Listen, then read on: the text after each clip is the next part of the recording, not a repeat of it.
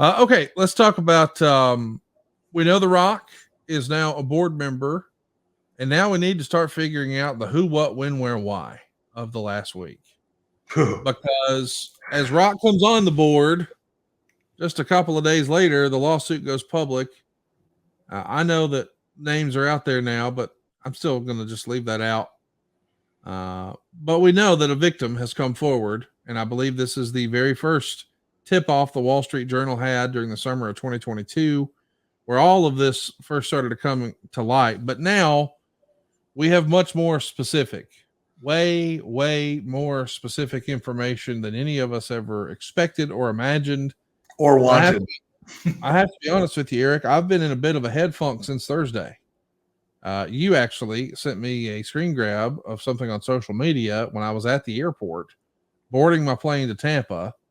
I quickly found the court document, downloaded it to my phone, and read it on the flight to Tampa. And every page I read, it seemingly got worse and worse. I don't know what I expected, but I didn't expect that. And I've really had a hard time sort of wrapping my head around it and reconciling my fandom and everything this affects in the entire space. I'm really struggling to find the words, Eric. I am too. And it's one of the reasons why, just to be honest with our audience, I had a difficult time yesterday. We sat down to record this podcast, and I felt like a blithering idiot because I couldn't find the words to articulate or express how I was truly feeling, because I didn't know how I was feeling. I was nauseous, not physically, but I felt like I should be nauseous. Let's put it that way. It's still difficult. And I think for me, and I've been able to kind of think through it, knowing we were going to do this show again today, it's like, all right, you've got to be able to share how you feel about this. And I think here's the best I can come up with, man. At the core of this story, the very core of the story, and it was included in some of the information that I sent you, which was the court documents and the complaint. It wasn't anything, that anybody else didn't have. No. It's evil. And even that word doesn't really do it justice. But it's just sick. And I mean mentally, emotionally sick, and evil. And the victim, because I know all the haters are going to go, oh, but he didn't say enough about her. I can't imagine what she's going to go through for the rest of her life.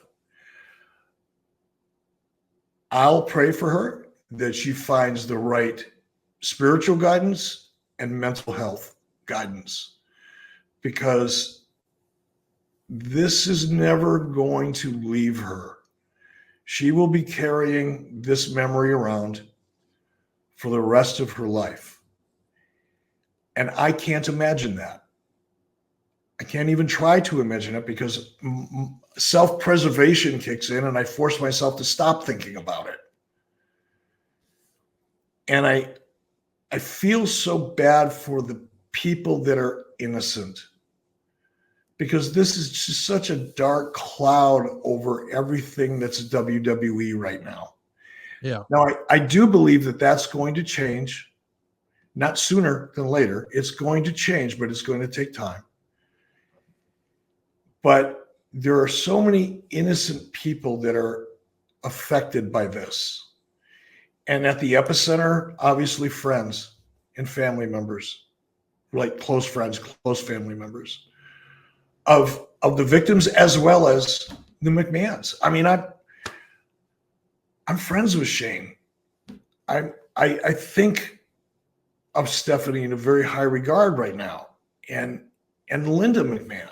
I mean, These are people that I've met and have worked with, and I've seen how they've treated others.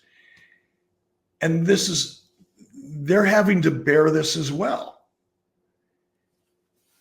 And the people that work there are so many people that we know, both of us know, that are there, that are working hard every day, that are good family people, honest people, contribute to society, help others. I mean, really good people that I know there personally, and they're affected by this.